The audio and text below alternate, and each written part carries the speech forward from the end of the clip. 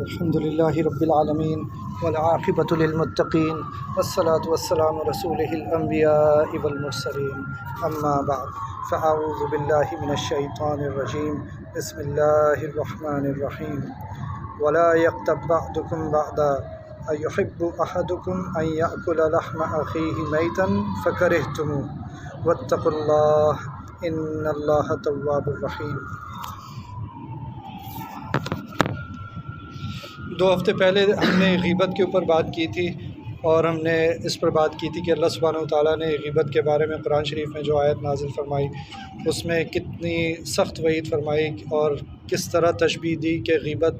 کا فعل جو ہے اس کو تشبیہ دی اس بات سے کہ وہ اس طرح ہے جیسے آدمی اپنے مردار بھائی کا گوشت کھائے۔ تو اللہ تعالیٰ نے ایسی مثال دے کر ہمیں سوچنے پر مجبور کیا کہ یہ جو ہم اتنی آسانی سے اپنی زبان چلا دیتے ہیں اور کسی کی برائی کر دیتے ہیں تو وہ کتنا سنگین گناہ ہے کہ ہم اگر سوچیں تھوڑی دیر کے لیے کہ انسان اپنے ایک تو مردار گوشت کھائے وہ بھی انسان کا کھائے اور وہ بھی اپنے بھائی کا کھائے تو اس میں کتنی کراہت اور کتنی نفرت محسوس ہوگی اسے۔ اگر وہ اس بارے میں تھوڑی دیر کے لیے سوچ لے تو وہ ارادہ اور عہد کرے گا کہ آئندہ وہ کبھی غیبت نہیں کرے گا اور بچنے کی پوری کوشش کرے گا، لیکن اس کے باوجود ہم سے غیبت ہو جاتی ہے۔ تو اس پہ ہم نے بات کی تھی، آج تھوڑی سی اس پہ بات کریں گے کہ غیبت کے مختلف انداز کیا کیا ہو سکتے ہیں اور غیبت سے بچنے کے کیا طریقے ہو سکتے ہیں۔ تو اب غیبت مختلف طریقوں سے جو ہوتی ہے ان میں ہمیں سب کو معلوم ہے کہ زبان سے تو ہوتی ہے، ہم کسی کے بارے میں کوئی ایسی بات، ایک تو غیبت دوبارہ سے ہم سمجھ لیں کہ غیبت ہوتی کیا ہے۔ غیبت یہ ہوتی ہے کہ اگر کوئی کسی کے بارے میں ایسی بات کرے جو وہ اس کو ناگوار گزرے اور وہ آدمی وہاں پہ موجود نہ ہو، یعنی وہ کہیں اور ہے، غائب ہے، وہاں پہ نہیں ہے اور میں اس کے بارے میں کوئی ایسی بات کر دوں جو اسے بری لگے، اگر وہ سن لے تو اسے بری لگے تو یہ غیبت ہوتی ہے۔ تو اس پہ ایک حدیث بھی پچھلی دفعہ ذکر کی تھی کہ ایک صحابی نے پوچھا کہ اگر وہ بات اس میں موجود ہو تو کیا وہ تب بھی غیبت ہوگی؟ تو نبی کریم صلی اللہ علیہ وسلم نے فرمایا کہ موجود ہو تبھی غیبت ہوگی اور اگر موجود نہ ہو تو بہتان ہوگا۔ تو بہتان تو اس سے بھی بڑا گناہ ہے، اور جب غیبت کے بارے میں اللہ تعالیٰ نے اس طرح فرما دیا تو پھر ہمیں تو دونوں باتوں سے بہت ہی ڈرنا چاہیے۔ تو اب غیبت کی ایک شکل تو یہ کہ ہم زبان سے کریں، پھر دوسری غیبت کی آج کل کیونکہ ہم زبان کم استعمال کرتے ہیں، موبائل کا زیادہ استعمال کرتے ہیں، تو ہم کسی کے بارے میں کوئی میسج لکھ دیں اس طرح کا، یا کوئی میسج آیا اور ہم نے اس کو فارورڈ کر دیا تو اب لکھا کسی اور نے لیکن وہ کھاتے میں ہمارے چلا گیا تو ہم سے وہ غیبت ہو گئی۔ یا اسی طرح آج کل سوشل میڈیا کے جو مختلف ٹولز ہیں، فیس بک وغیرہ، ان میں باتیں کرنا اور دوسروں تک پہنچانا، تو کوئی بھی ایسی بات جو کسی کو بری لگ سکتی ہو تو وہ غیبت میں شامل ہو جائے گی۔ یا ہم نے غیبت سن لی، ہم ایسی کسی مجلس میں بیٹھ گئے یا دوستوں میں کوئی ایسی بات کر لی جو ہم نے خود تو غیبت نہیں کی لیکن ہم نے سن لی تو ہم بھی اسی طرح گناہ گار ہو گئے۔ یا اشارے سے کسی کی غیبت کر دی، یعنی مثال کے طور پر کسی کو کوئی چھوٹے قد کا تھا تو اس کا مذاق اشارے سے اڑا دیا کہ چھوٹے قد کا ہے، یا کسی کا رنگ کالا تھا تو کوئی ایسی بات کہہ دی جس سے اس کے رنگ کے بارے میں تضحیک ہو گئی اس کی، تو وہ بھی غیبت میں شامل ہو گیا۔ یا ہم آج کل جیسے لطیفے سناتے ہیں، کبھی پٹھانوں کے بارے میں، کبھی میمنوں کے بارے میں، یا اپنے دوست کسی کو کہہ دیا اس کی غیر حاضری میں کہہ دیا کہ وہ تو میمن ہے۔ اب میمن ہونا تو کوئی ایسی بری بات نہیں ہے، لیکن یہ کہ آپ نے کہا اس طرح ہے جیسے اس کا مذاق اڑا رہے ہوں تو وہ پھر غیبت میں شامل ہو جائے گا، کیونکہ اگر وہ سن لے گا تو اسے برا لگے گا۔ اور دوسرے طریقوں سے لوگوں کا مذاق اڑانا ان کے پیچھے، جیسے پچھلے دنوں میں نے سنا کہ کرکٹ کا میچ جو پاکستان اور افغانستان کا ہوا تھا تو اس کے بعد لوگوں نے میسیجز آپس میں شیئر کیے کہ وہ اگر ہم ہار جاتے تو کوڑا اٹھانے والوں کو منہ دکھانے کے قابل نہ رہتے۔ اب یہ کوئی بھی افغان یہ سنے گا تو اس کو کتنا افسوس ہوگا، یا ہمارے بارے میں اگر کوئی ایسی بات کر دے تو کتنے افسوس کی بات ہوگی۔ مجھے بہت ہی افسوس ہوا یہ سن کر کہ آج اپنے آپ کو ان سے بہتر سمجھ رہے ہیں۔ اللہ نہ کرے کسی کے اوپر ایسا وقت آ جائے جو افغانوں کے اوپر آیا، انہیں اپنے ملک کو چھوڑ کے جانا پڑا۔ تو یہ سب غیبت کی مثالیں ہیں۔ تو ہمیں سب کو اپنی اپنی زندگی میں دیکھنا چاہیے کہ ہم کبھی کبھار ہمیں نہیں معلوم ہوتا اور ہماری زبان سے ایسی بات نکل جاتی ہے یا کسی کے ساتھ شیئر کر لیتے ہیں ہم، تو اس میں بہت زیادہ احتیاط کرنی چاہیے، کیونکہ علماء فرماتے ہیں کہ باقی گناہ جو ہیں وہ تو اللہ تعالیٰ سے معافی، جیسے آپ نے جھوٹ بول دیا اور اس سے کسی کو نقصان نہیں پہنچا تو وہ تو آپ اللہ تعالیٰ سے معافی مانگ لیں گے تو معاف ہو جائے گا، لیکن غیبت جو ہے نا وہ جس بندے سے کی ہے نا وہی معاف کر سکتا ہے۔ اب آپ شرم سے اس کے سامنے کہہ بھی نہیں سکتے کہ میں نے تمہارے بارے میں اس طرح کہہ دیا تھا، تو اس لیے بہت ہی خطرناک بات ہوتی ہے کسی کے بارے میں، اور اس سے معافی مانگنا ضروری ہے۔ اس لیے مفتی تقی عثمانی صاحب اپنے خطبات میں فرماتے ہیں کہ اس طرح کی بات کر لی جائے کہ اس کو مطلب اس بات کا ڈر ہوتا ہے کہ آپ نے اسے بتا دیا میں نے تمہارے میں کیا بات کی تھی، تو وہ ناراض ہو جائے گا آپ سے، اور پھر آپ سے ہو سکتا ہے تعلق خراب ہو جائے۔ اس طرح ایک وہ عام سی بات کہہ دی جائے کہ اندازہ بھی نہ ہو اور بات بھی پہنچ جائے کہ بھائی مجھ سے کبھی کوئی غلطی ہو گئی ہو، میں نے کوئی ایسی بات کہہ دی ہو، معاف کر دیجیے گا۔ تو اس طرح اپنے معاملات کو صاف کر لینا چاہیے۔ حدیث میں آتا ہے کہ دوسروں کے لیے وہی پسند کرو جو اپنے لیے پسند کرتے ہو، اور دوسروں کے لیے وہی ناپسند کرو جو اپنے لیے ناپسند کرتے ہو۔ تو اگر ہم اس طرح سوچیں کہ ابھی میں جس اپنے بھائی کے بارے میں جو بات کہنے والا ہوں اگر وہ سن لے گا تو اسے بری لگے گی، لیکن اگر میرے بارے میں یہ کوئی بات کرے گا تو مجھے کیسا لگے گا۔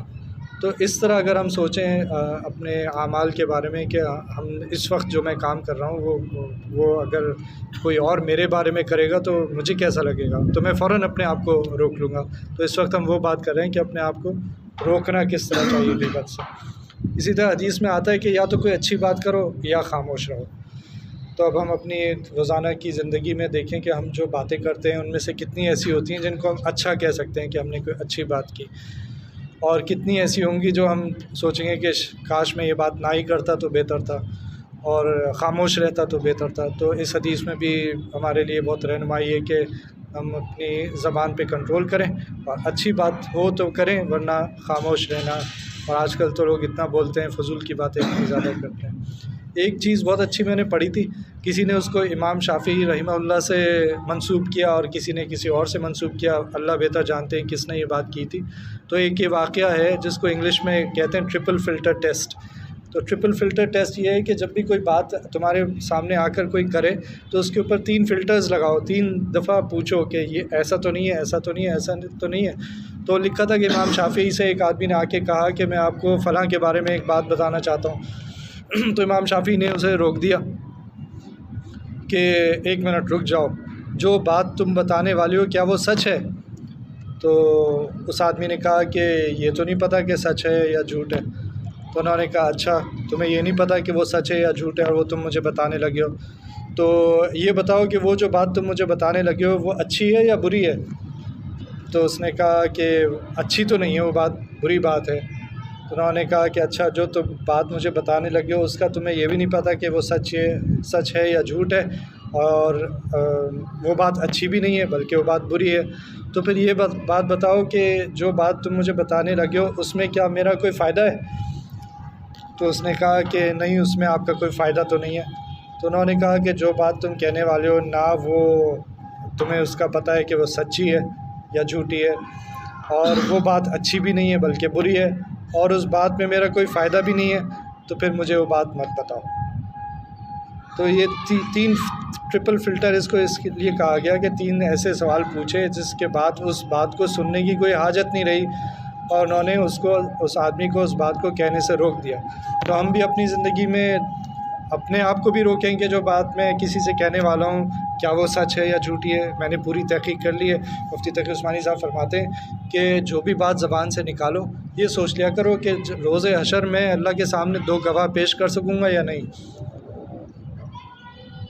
تو پھر تم اپنے آپ کو روکنے کے قابل ہو جاؤ گی۔ تو یہ 2 گواہ پیش کرنا ہر بات پر جو ہم اپنی زبان سے نکالتے ہیں، اور ہماری زبان تو بے لگام ہے، آج ہم ہر معاملے میں جو منہ میں آتا ہے بول دیتے ہیں، اور آپس میں سیاسی تبصرے بھی بہت ہوتے ہیں، تو سیاست میں بھی ہم ایسی باتیں الٹی سیدھی کرتے رہتے ہیں۔ اس لیے یہ 3 فلٹرز اگر ہم اپنی زبان پہ لگا لیں کہ جو بات میں کرنے والا ہوں وہ سچ ہے یا جھوٹ ہے، اگر وہ ہمیں نہیں پتہ کہ سچ ہے یا نہیں تو پھر ہم اس کو کریں نہیں۔ اور دوسرا فلٹر یہ کہ کیا وہ بات اچھی ہے یا بری ہے،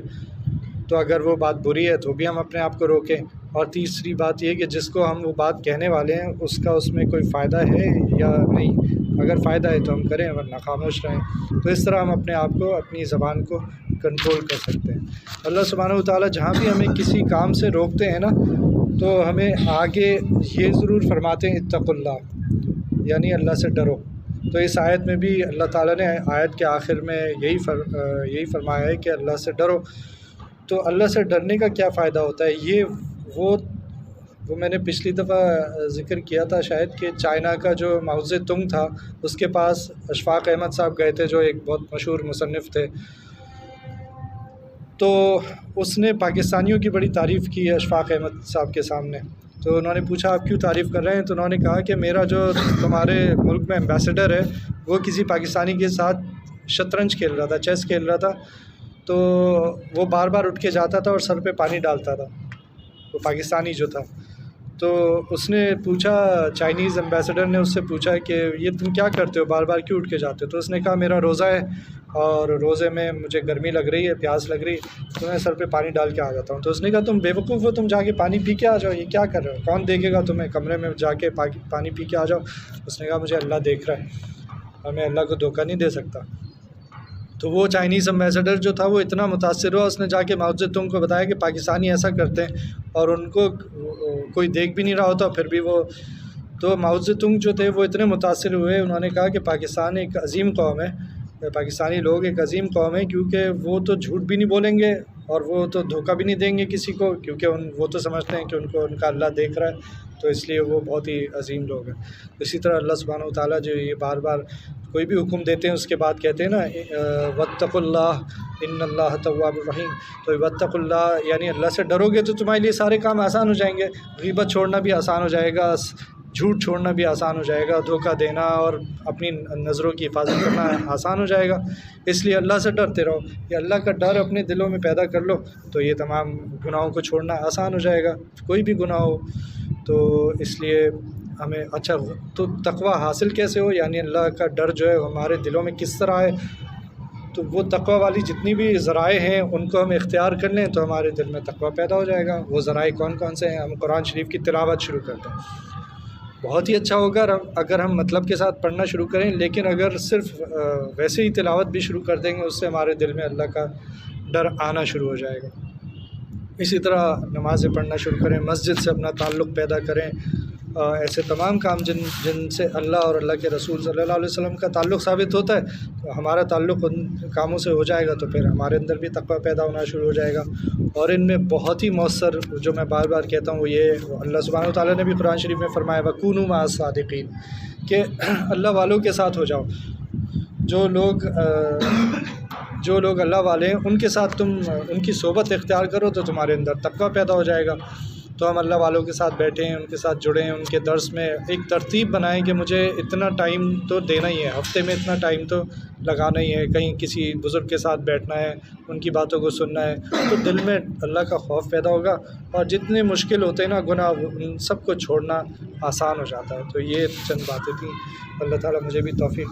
عطا فرمائے عمل کی، ہم سب کو توفیق عطا فرمائے۔ ربنا تقبل منا انك انت السميع العليم وتب علينا انك انت التواب الرحيم، وصلى الله تعالى على خير خلقه محمد وعلى آله وأصحابه أجمعين،